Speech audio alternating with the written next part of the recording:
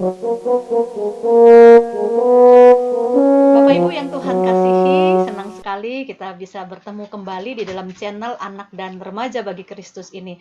Channel yang selalu berbicara tentang dunia anak dan remaja, bagaimana kita melayani anak dan remaja di tengah-tengah dunia yang tidak mudah bagi mereka ini.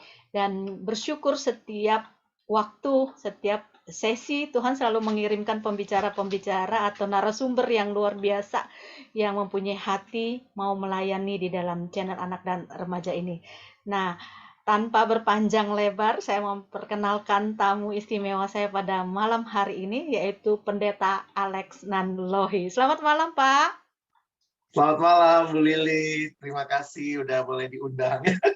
Saya yang terima kasih karena bisa hadir di sini, Pak Alex, memberkati Sama-sama. para pendengar setia nih ya, maksudnya yang nonton yang setia, khususnya mereka yang melayani di dunia pendidikan anak dan remaja. Nah, saya akan bacakan dulu lebih kurang pelayanan atau profil Pendeta Alex. Saya bacakan. Ini nama lengkapnya saya juga baru tahu ternyata, karena biasanya terkenalnya dengan Pendeta Alex Nanlohi atau dipanggil Pak Alex, bahkan ada yang panggil Bang Alex ya. Iya. Karena ini dunianya dunia mahasiswa, siswa dan anak muda Iya. juga. Ini spesialis anak muda juga. Pendeta Alexander Agus Elias Nanlohi, Esos MA. Nah, pasti lumayan panjang ya Bapak Ibu ya. Panjang. Jadi Pak Alex melayani beberapa waktu ini dan juga waktu yang lalu saya bacakan pernah sebagai koordinator POSA FISIP UI di tahun 1995 sampai 96, anggota tim pembimbing siswa Jakarta Pusat dan Timur 1995 sampai 1997, ketua Persekutuan Teruna GPIB Kelapa Gading 96 sampai 2001, pengurus harian nasional Perkantas, koordinator Divisi Pelayanan Siswa Nasional Januari 2007 sampai Juli 2011, pemimpin cabang Perkantas Jakarta Oktober 2009 sampai Oktober 2014, dan yang saat ini Wakil Sekjen Perkantas Nasional dari 2016 sampai dengan sekarang.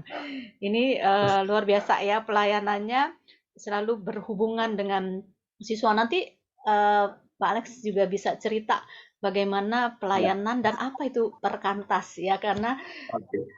ini sebenarnya familiar di dunia pendidikan perkantas, karena dari Ya, saya studi juga banyak teman-teman yang dari perkantas juga melayani di sekolah-sekolah. Nanti Alex cerita sedikit kira-kira baik. apa sih Pak perkantas itu gitu ya. Nanti hubungannya dengan tema kita pada malam hari ini, bicara tentang dunia remaja, yaitu support group yang kita lakukan kepada anak-anak remaja kita. Silakan Pak.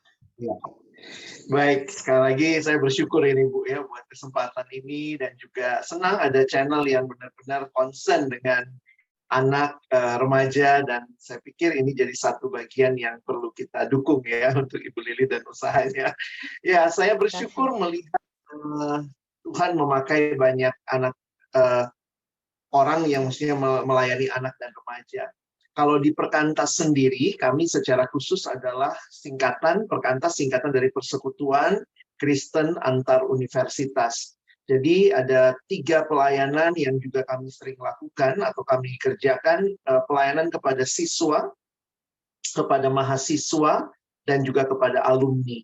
Nah, apa yang dilakukan yaitu membangun kerohanian siswa, mahasiswa, dan alumni untuk boleh terus bertumbuh jadi murid yang akhirnya juga boleh menjadi berkat baik di dalam keluarga, gereja, masyarakat, bangsa, dan bahkan dunia. Nah, yang kami lakukan mungkin juga berkaitan dengan tema yang kita bahas malam hari ini adalah bagaimana ya kami Perkantas memang hadir tidak menggantikan gereja, tetapi justru mendukung. Ketika gereja mungkin sulit hadir di kampus, sulit hadir di sekolah-sekolah, apalagi mungkin sekolah-sekolah yang tidak berbasiskan Kristen, maka kami hadir untuk juga menolong para siswa, para mahasiswa, dan juga alumni untuk punya lingkungan yang bisa terus menikmati pertumbuhan di dalam Tuhan. Nah, itu mungkin secara singkat yang bisa saya sampaikan. Iya Pak, terima kasih itu Bapak Ibu dan rekan-rekan sekalian bisa kenal tentang perkantas dan rasanya hampir rata-rata kita kenal ya perkantas melayani siswa dan mahasiswa dan saya selalu teringat begini. Nanti Pak Alex jelaskan kenapa ya. Kalau yang misalnya di lembaga pendidikan yang masuk lembaga pendidikan atau gereja Iya. atau yang melayani terus dikatakan dari mana? Dari perkantas. Wah, pasti militan. Pasti mereka ini ya maksudnya secara kerohanian dan juga secara disiplin rohani karakter itu mereka bisa dikatakan diterima. Nah, ini kan kita bicara tentang support system kepada anak-anak Iya. remaja, siswa ya Pak ya, siswa dan mahasiswa juga. Bagaimana Pak? Kok mereka bisa sampai semilitan itu, bahkan sampai sekarang ada senior-seniornya itu yang sudah di beberapa tempat yang juga menjabat di tempat-tempat yang luar biasa. Kalau dari perkantas, militan, pasti gitu ya. Itu kok bisa ya Pak ya? Iya, ya kami satu sisi bersyukur itu semua pasti karena kemurahan Tuhan, Bu ya. Ya mungkin dalam perjalanan yang sekian lama saya di Perkantas, saya melihat memang secara khusus karena ini adalah pelayanan untuk kaum intelektual, jadi memang cukup spesifik dan secara waktu memang ini sangat-sangat terbatas. Jadi kalau saya coba berpikir kenapa ya, apa yang membedakan mungkin Perkantas dengan lembaga ataupun gereja yang membina orang, karena waktu yang terbatas itu membuat kami juga cukup fokus kepada apa yang diberikan. Jadi kalau tadi Bu Lili sampaikan begitu ya, yang kami memang fokuskan itu adalah untuk orang-orang dibangun dalam spiritual formation, kehidupan rohani yang kuat, dan juga dasar dengan Alkitab, firman Tuhan, doa, itu menjadi sebuah kehidupan yang dibangun lebih khusus. Nah, yang saya coba perhatikan kalau kenapa ya saya bukan membandingkan dengan yang lain Bu ya, pasti setiap pelayanan punya keunikan, tapi yang saya lihat bagaimana waktu yang terbatas dan support system yang cukup apalah ya, mungkin cukup melembaga lah ya dalam budaya yang dibangun, itu membuat orang itu akan bisa dengan baik ya dibangun dan dibentuk. Nah, ini yang memang saya harus katakan juga, seringkali di bagian yang lain karena pelayanannya tidak hanya fokus kepada hal itu, jadi dia pelayanannya banyak gitu ya, sehingga jadinya juga susah yang mana yang difokuskan itu tidak terlalu kuat. Jadi saya melihat sih itu yang kami nikmati dari anugerah Tuhan dan juga tentunya para pendahulu yang memang settingnya Perkantas paling di kampus itu 3-5 tahun, 3-4 tahun lah. Di SMA paling kami melayani banyak SMA paling cuma 3 tahun. Jadi memang akhirnya fokus nih. Kalau disuruh milih antara Perkantas membuat latihan paduan suara misalnya, enggak, kami milihnya mendingan kelompok kecil dan PA, itu kekuatannya. Jadi maksudnya kami banyak membuang. Nah kalau di gereja kan mungkin anak itu mesti ikut paduan suara, nanti ada ikut apa, jadi banyak sekali kegiatan sehingga mungkin fokus kepada pembentukan kerohanian belum tentu itu dimaksimalkan. Mungkin itu kira-kira. Iya, Pak Alex tadi kan kita bicara tema kita sejak awal adalah Iya. support group atau support system bagi siswa dan mahasiswa dalam hal ini anak remaja.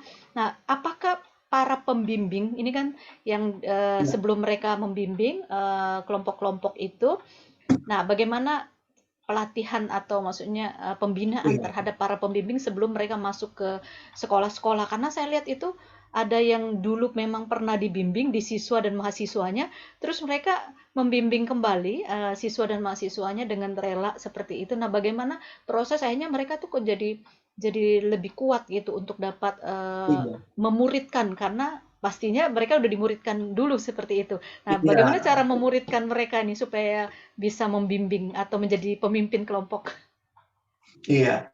Sebenarnya yang Ibu Lili sampaikan barusan udah itu sih kuncinya Bu ya, yang saya perhatikan dari proses bahwa seorang pembimbing tidak dihasilkan dalam sebuah pembinaan 3 sesi misalnya yang hanya 2 jam, tetapi seorang pembimbing itu dihasilkan dari proses dia dibimbing sebelumnya.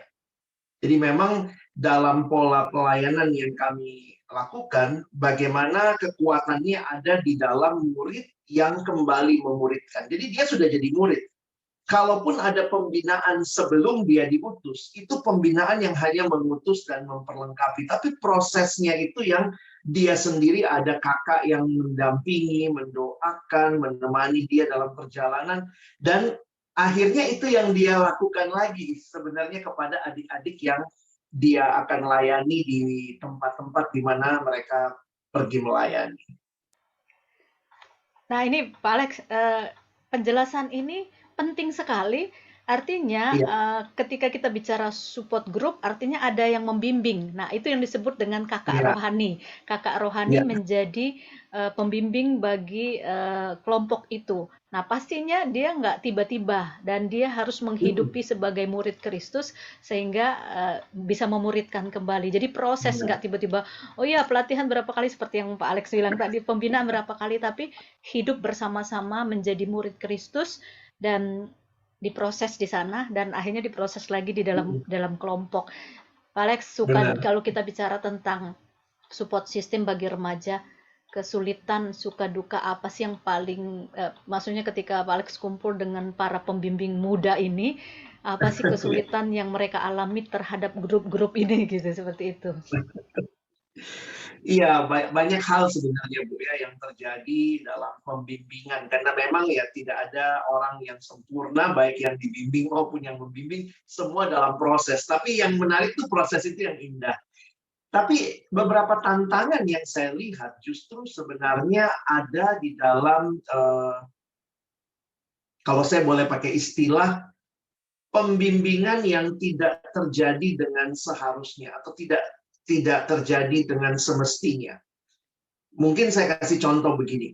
Sebenarnya kalau dalam penghayatan saya untuk remaja, maka tanggung jawab kalau kita lihat eh, terhadap remaja, support system yang harus kita bangun itu saya pikir 3 ya, secara khusus ya. Ini remaja siswa misalnya. Yang pertama, yang saya lihat juga harusnya utama adalah keluarga. Yang kedua, gereja.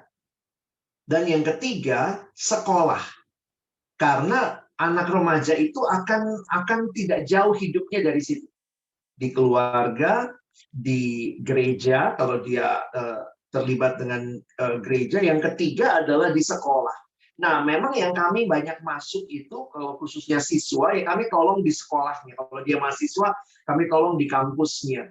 Dan sering kali yang kami temui dan saya pikir juga ini tantangan, banyak yang berasal dari keluarga Kristen, tapi ternyata apa yang seharusnya dia dapat di dalam keluarga, dia nggak dapat.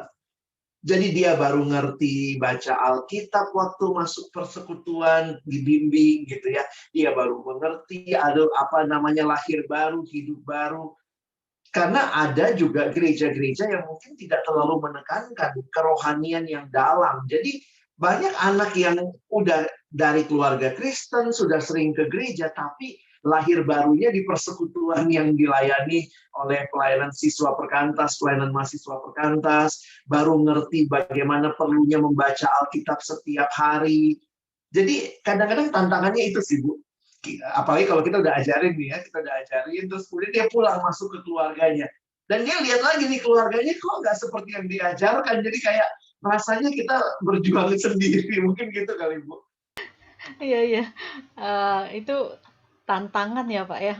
Maksudnya saya ini kan juga lahir dari kelompok kecil ya Pak ya. Maksudnya Iya, dulu iya. saya juga dibesarkan karena ikut kelompok kecil dan support grup kelompok kecil itu sangat menolong sekali untuk bukan cuma belajar firman Tuhan, ada tempat untuk sharing. Nah, ini juga saya beberapa kali memimpin dan sampai saat ini juga sedang tetap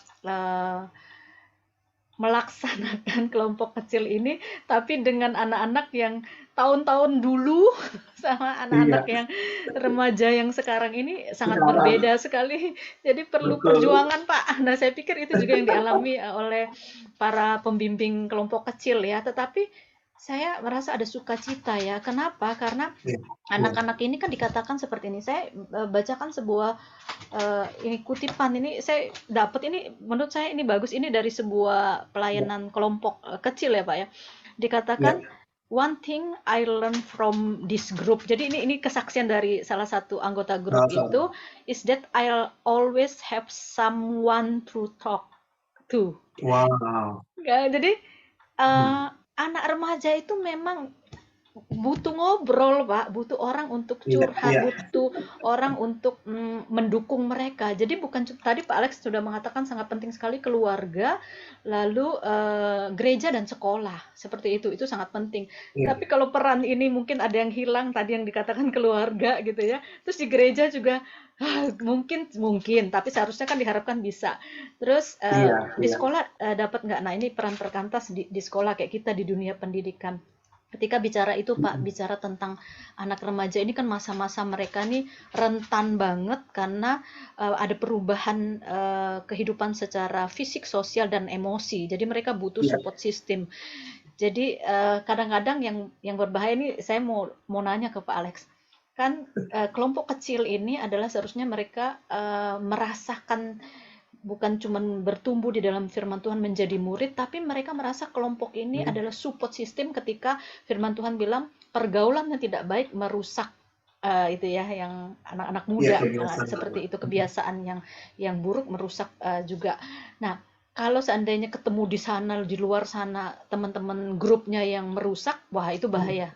Tapi kalau Mm-mm. kelompok ini seharusnya kelompok yang disebut dengan support system secara spiritual harusnya bisa mendorong mereka seperti itu ya Pak.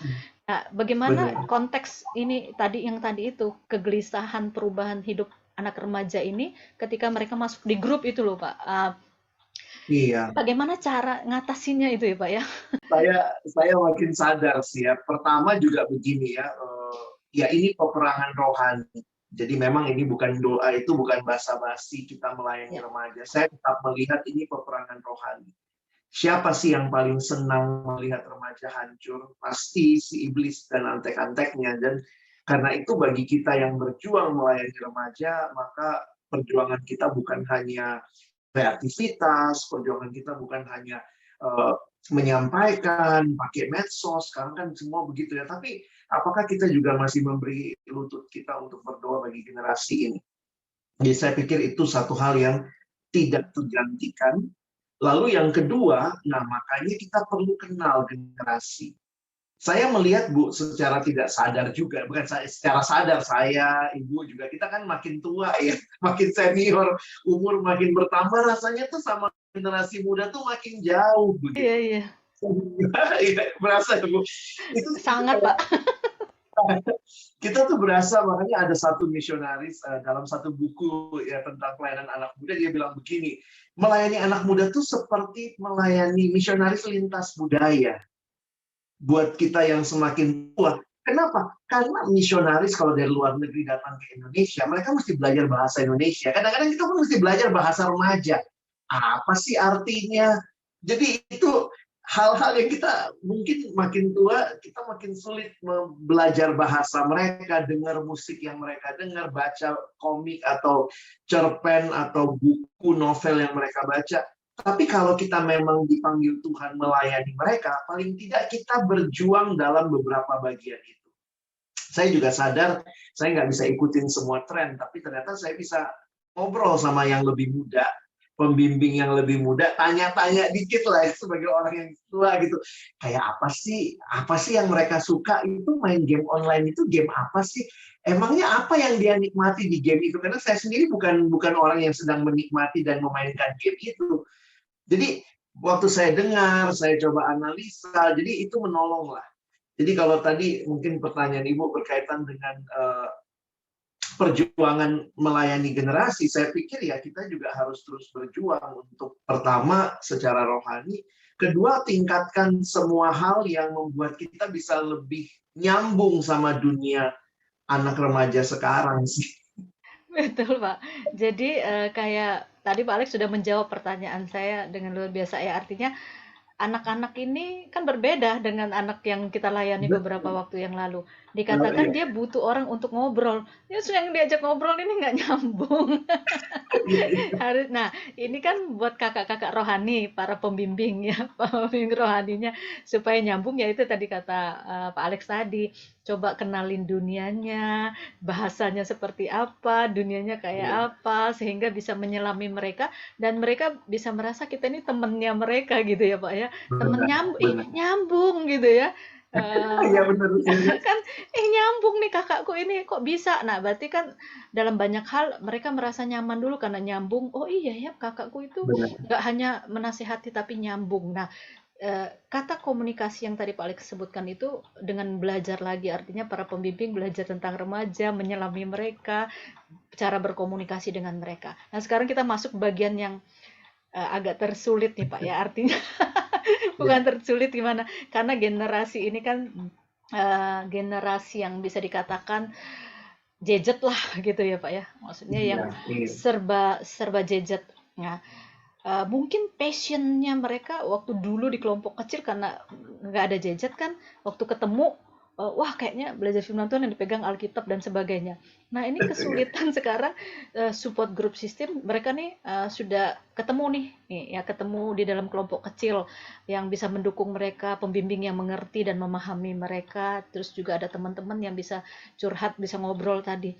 Tapi eh, ini nih apa kayak godaannya ini Pak, godaan untuk sambil sambil ini kan sekarang KTB karena pandemi kan online juga ada karena nggak bisa Iya, onsite. betul. Jadi sambil dia buka yang lain dan sebagainya ini butuh kesabaran ekstra nih. Pernah ngalamin Iya, yang iya. di masa pandemi ini nggak Pak KTB yang kayak gitu? Wah, ini topik yang menarik, Bu, ya. Saya juga beberapa kali diundang bicara hal ini dan saya harus katakan, kita tuh nggak ada yang expert dalam KTB online, apalagi misalnya expert dalam ahli pandemi, ahli pelayanan di masa pandemi. Kita semua sedang belajar. Jadi saya pikir bagus sekali kayak channel Ibu Lili ini kita bisa share ya apa yang berhasil, mungkin mungkin Bapak Ibu bisa lakukan gitu ya. Nah, tapi saya melihat di sinilah pentingnya kita juga punya punya perjuangan untuk mengerti apa yang sebenarnya jadi jiwa dari generasi remaja sekarang. Karena saya pikir setiap generasi itu punya keunikan. Nah, ini yang kadang-kadang saya tuh bergumul, Bu. Orang bilang misalnya gini, anak sekarang tuh katanya suka ngomong, harus dikasih ruang untuk bicara. Tapi kalau kita KTB, ada pertanyaan diem. Jadi kayak kok kontras ya antara apa yang dikatakan oleh teori-teori di buku dengan realita di lapangan gitu. Bener ya, Bu? Iya Pak, tapi diemnya itu tangannya itu loh Pak, Tangannya ya, gadget. gitu. Nah, jadi akhirnya saya belajar sih, Bu. Saya coba belajar beberapa hal dalam komunikasi. Karena saya juga kan dulu studinya ilmu komunikasi S1 saya. Saya pikir manusia itu makhluk yang berkomunikasi. Jadi berarti kita harus belajar bahasanya. Nah, ini kan komunikasi itu masalah bahasa dalam tanda kutip ya. Jadi kalau kita kenal bahasanya, mungkin kita akan bisa nyambung. Kalau kita nggak kenal bahasanya, nggak nyambung begitu. Nah, akhirnya saya coba lihat begini. Kenapa anak sekarang senang di medsos? Mungkin saya jelasin sedikit panjang ya, Bu, tapi kira-kira intinya begini. Kenapa mereka senang dengan medsos? Khususnya anak sekarang misalnya Instagram. Apa sih yang dia lihat di Instagram? Apa sih yang mereka cari di Instagram? Ternyata yang kita temukan secara umum, saya baca beberapa literatur, karena Instagram sangat memahami mereka. Nah, ini jadi menarik. Instagram sangat memahami mereka. Instagram berbicara bahasa mereka. Jadi misalnya, anak sekarang sebenarnya senang berkontribusi. Karena itu di Instagram, Instastory, ada kita bisa contribute something begitu ya. Kita bisa share sesuatu misalnya. Lalu kemudian anak sekarang itu berbicara dengan bahasa gambar. Makanya di Instagram itu stiker banyak banget. emoticon itu tiap kali nambah. Nah, jadi saya coba mempelajari itu. Walaupun saya tahu tidak selamanya berhasil, karena ini kan komunikasi manusia kompleks ya. Jadi waktu beberapa kali nih mimpin kelompok kecil, saya tanya, apa kabar teman-teman? Semua diem. Tapi ketika saya tampilkan emoticon, misalnya saya pilih 9 emoticon, ada marah, ada kesel, ada senang, saya tanya, apa yang kamu rasakan sekarang? Coba pilih emoticon mana yang paling menggambarkan kondisi. Jadi itu langsung Bu, langsung Bu, saya nomor 3 Kak. Jadi waktu nomor 3, saya bisa nanya, kenapa kamu pilih nomor 3? Karena sebenarnya nomor 3 itu lagi cemberut. Dia cerita. Jadi akhirnya saya sadar gitu ya, saya bicara bahasa saya. Apa kabar kalian? Ayo dong, cerita kabar kamu. Jadi jujur aja, kalau ada pembimbing remaja yang bertanya atau bilang begini, anaknya nggak mau ngomong, saya cuma suka mikir gitu, mungkin bukannya dia nggak mau ngomong, tapi Anda perlu belajar bahasa dia untuk menolong dia ngomong. Nah, itu kira-kira hal-hal seperti itu, Bu, yang akhirnya dalam pandemi ini banyak saya coba kumpulkan dan pelajari sih. Ini menarik karena yang ngomong ini adalah orang ahli komunikasi. Memang berkecimpungnya komunikasi ya Pak. Jadi Iya, Bapak Ibu yang dan juga para pelayan anak remaja yang di dalam support group, Bapak Ibu bisa kita belajar ini menarik nih bersama-sama dengan Pak Alex karena Pak Alex memang ada di dalam dunia kelompok kecil itu support group bagi anak-anak remaja, tapi juga pakar di bidang ilmu komunikasi. Kadang-kadang kita menyerahkan, duh nggak mau ngomong nih anak, tapi main gadget, terus ini bagaimana gitu ya dan sebagainya. Tapi memahami dunia iya. anak, merangkul mereka, lalu juga tidak menyerah untuk memahami bagaimana berkomunikasi dengan mereka. Dan semakin kita usia anak-anak kita yang kesini semakin berbeda. Saya itu pernah Pak Alex ini kan awal Iya, mereka kelas 10. Jadi iya. mimpin. Saya tuh nyariin satu-satu Pak. Satu ketemu, satu hilang, satu ketemu, satu Tapi hilang. Padahal kan mereka yang mau kan di dalam support group itu sendiri ikut gitu dalam KTB ini. iya. Kelompok kecil tetapi nyari dulu. Terus habis ketemu nih Pak, nggak langsung KTB Pak. Jadi mereka makan dulu. Jadi kita nungguin. Jadi saya dulu kan maksudnya di dalam dunia pendidikan cukup disiplin gitu ya, cukup teratur Iya. dan cukup cara. Cukup stres Pak. Jadi yang stres ini bukan bukan anak KTB-nya tapi pembimbingnya. Ya Kakaknya ampun, pembimbingnya. sudah dicarinya susah. Terus ini kita nungguin makan karena saya pernah pelayanan beberapa kali jadi pembina remaja. Pak Alex juga kan pernah bersama-sama waktu dulu Iya, ya di gereja. iya. Oh iya, oke, nggak apa-apa makan dulu. Itu waktunya padahal mepet, udah deg-degan. Aduh, ini kayaknya nggak mencapai. Kadang-kadang kita nggak akhirnya Pak mengalah untuk bukan mencapai materi, tapi bagaimana Yes. share life dengan mereka, hidup dengan mereka. Prosesnya, Tunggu, iya lagi hidup. proses. Ya udah Pak, ditungguin makan.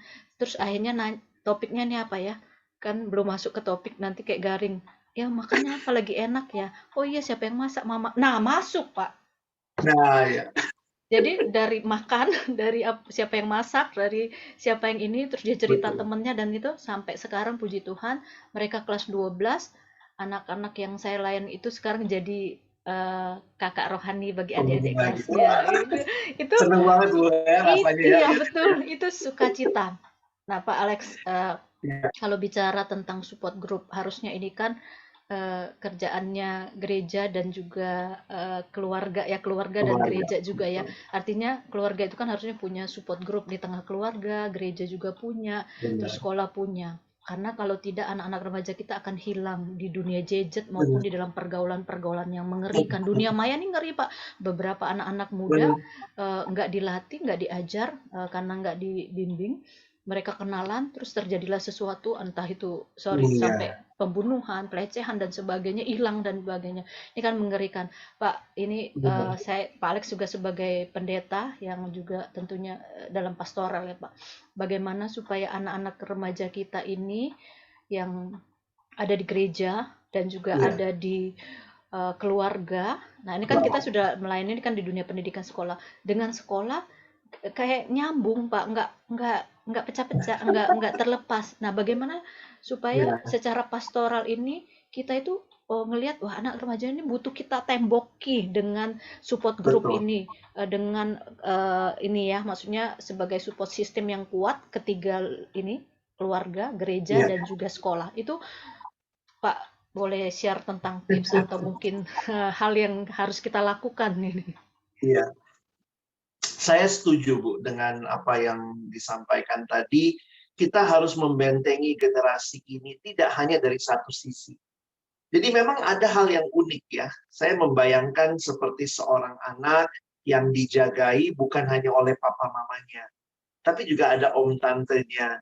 Lalu ada juga yang namanya opa oma. Tapi semua itu ada dalam sebuah keluarga. Nah, bayangan saya tentang generasi muda ini, kita mensupport mereka, kita membentengi, kita mendukung mereka dari berbagai sisi. Memang kalau kita mau bilang nih, ya yang paling harusnya tanggung jawab anak-anaknya orang tua ya. Kadang-kadang anak-anak kamu.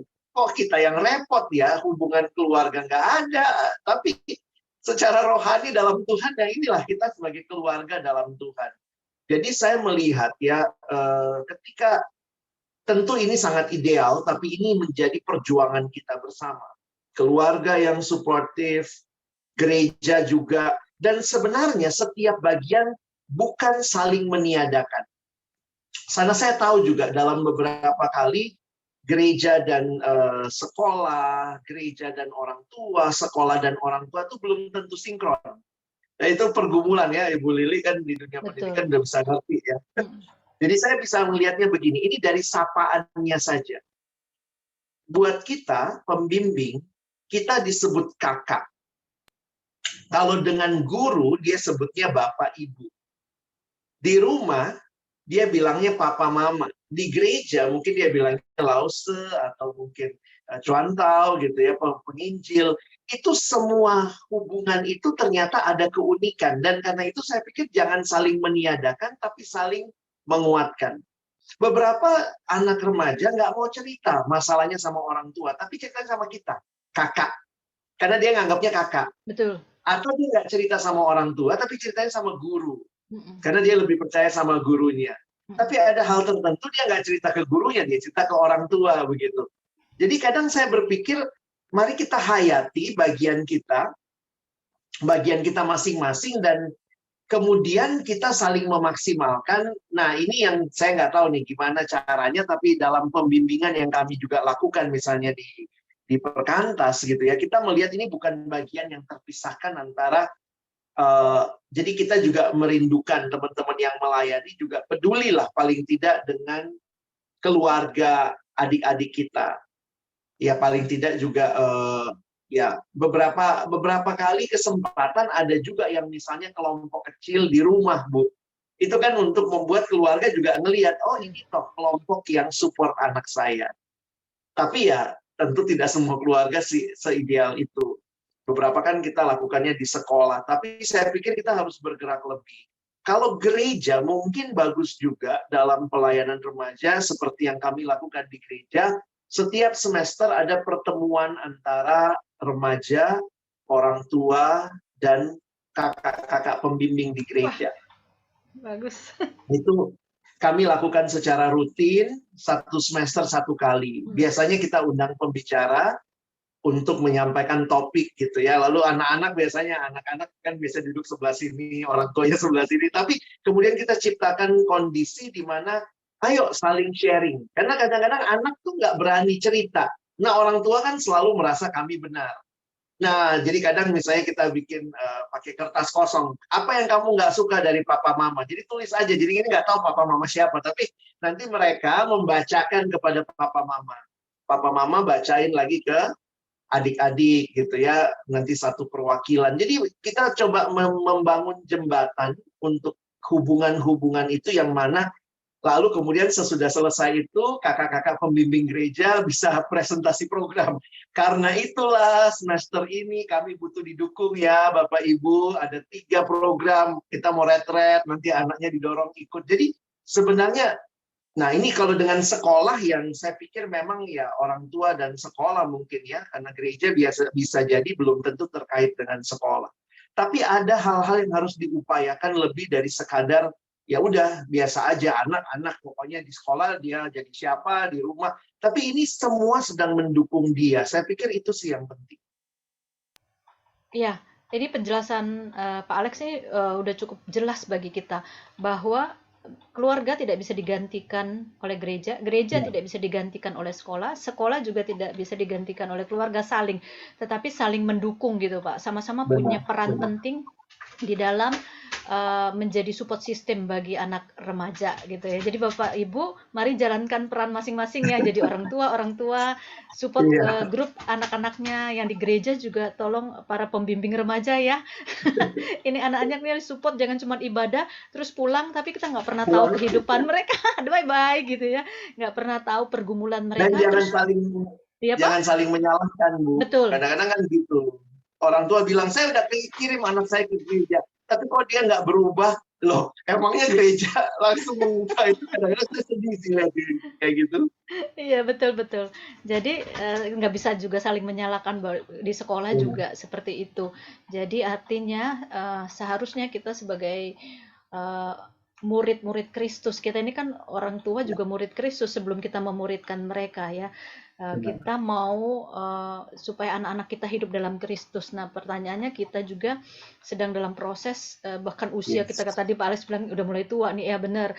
Tapi semangat melayani remaja ini kan anak remaja juga tetap harus semangatnya semangat remaja, belajar lagi seperti itu ya. Iya. Karena ya itu kita mau jadikan mereka muridnya Kristus bukan muridnya kita. Seperti itu. Jadi mari Bapak Ibu, keluarga, gereja dan sekolah menjadi support system yang baik bagi anak-anak kita. Bentengi mereka dengan firman Tuhan. Lebih kurang seperti itu pastinya ya. Nah, ini Pak Alex yang terakhir. Sebenarnya kalau ngomong ini nggak ada habis-habisnya ya. Karena dunia Iya. remaja itu kayak saya selalu apa ya passionnya selalu besar terhadap dunia anak remaja gitu ya. Ya cuman karena usia semakin kesini lumayan bertambah gitu. Tapi berusaha untuk semua supaya nyambung gitu ya. Supaya nyambung ya udah belajar dan belajar lagi seperti itu. Semangatnya harus. Nah, ini kira-kira Pak eh, statement Pak Alex kepada para tadi kan sudah orang tua, keluarga, gereja dan sekolah. Sekarang kita pada kakak rohani nih, Pak.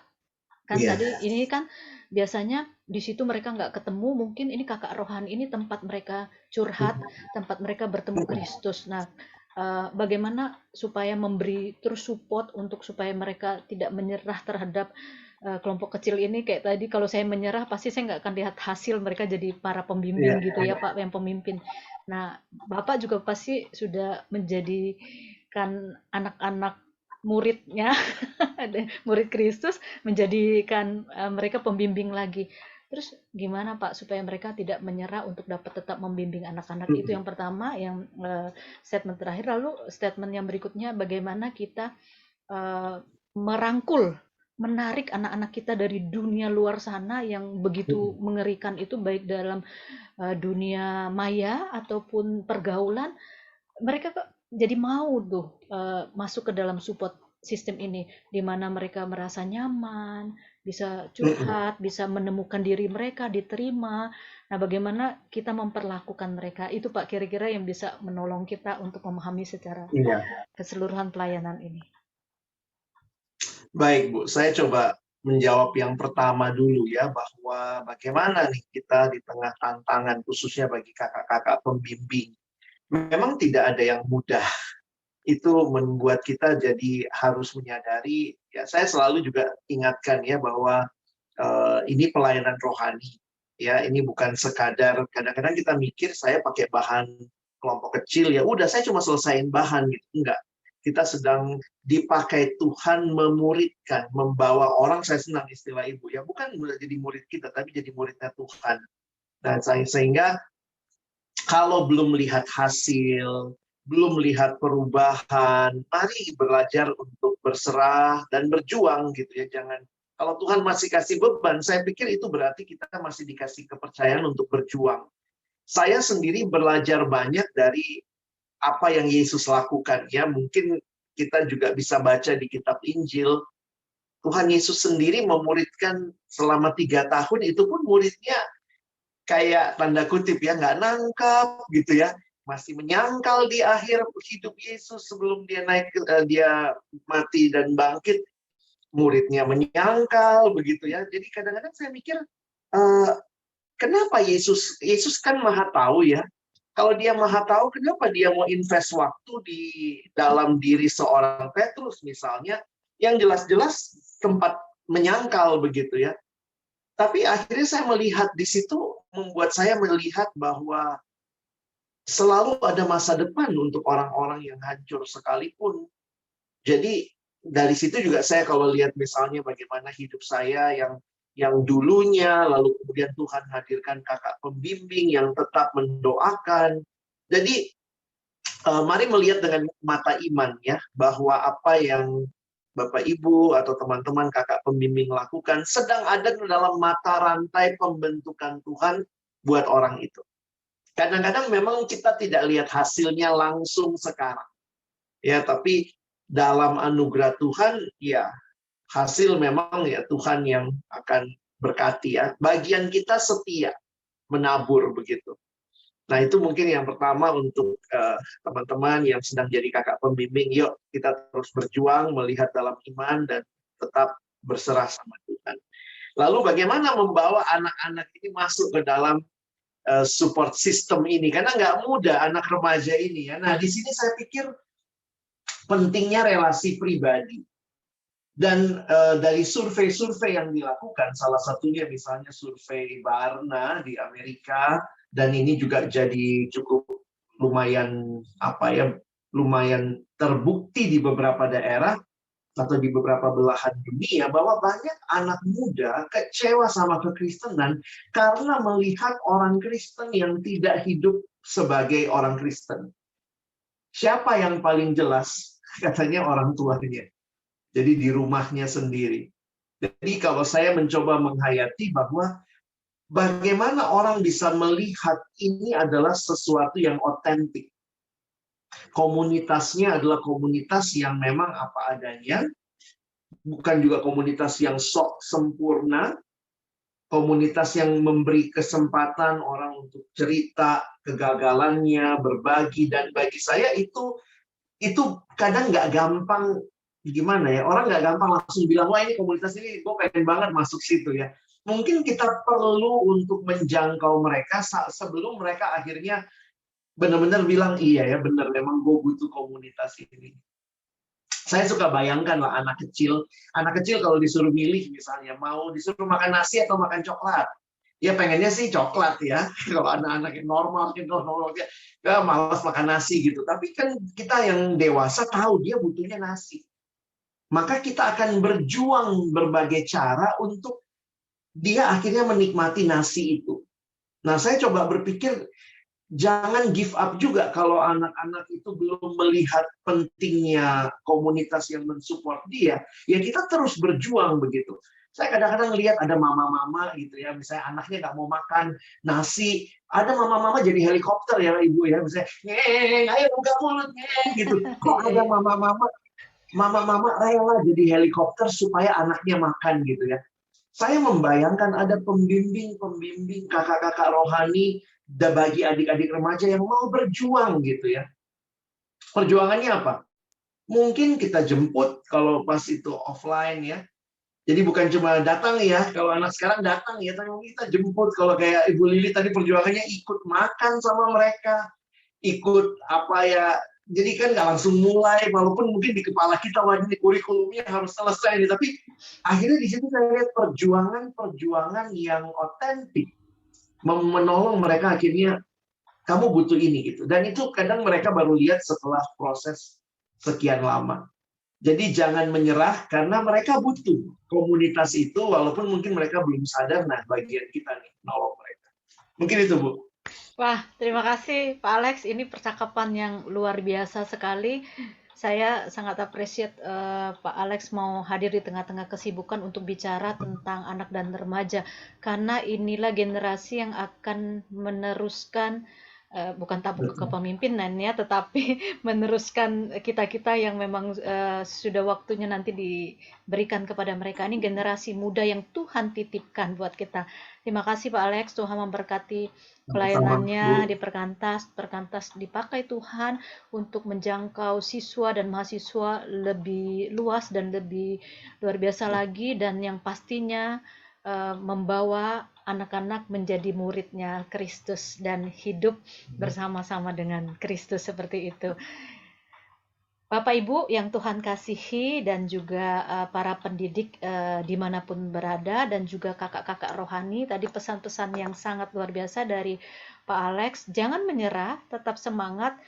Segala sesuatu butuh istilahnya bayar harga mungkin ya dalam pelayanan yang kita lakukan, tapi kita tidak melakukan sendiri karena ada support system juga bagi para kakak pembimbing yang juga ada dimanapun ya, termasuk yang di Perkantas maupun lembaga-lembaga lainnya yang sedang berjuang untuk merebut anak-anak dari dunia ini, membawa mereka kepada Kristus, menjadikan mereka muridnya Kristus, dan itu sukacita tidak terbayar oleh apapun juga, karena kita membawa anak-anak remaja kita hidup di dalam kebenaran firman Tuhan, hidup di dalam Kristus, menjadikan mereka murid Kristus.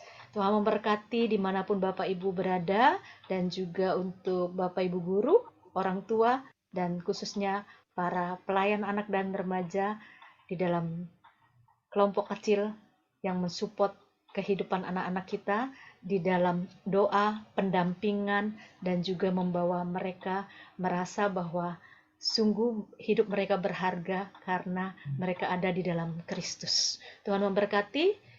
Kita akan bertemu lagi di dalam sesi-sesi berikutnya tentang anak dan remaja. Sampai bertemu lagi. Dah Bapak Ibu. Terima kasih Pak Alex. Sama-sama, Bu. Terima kasih, Bapak Ibu. Tuhan berkati.